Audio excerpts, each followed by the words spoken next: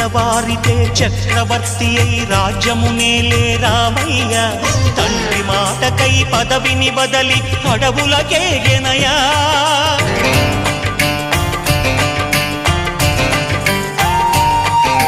మహిలో జనులను కావగ వచ్చిన మహావిష్ణు అవతారమయ్య ఆలిని రక్కసుడపహరించితే ఆక్రోశించెనయా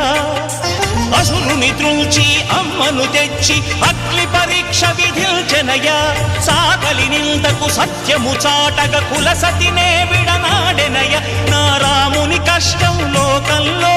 ఎవరూ పడలేదయ్యా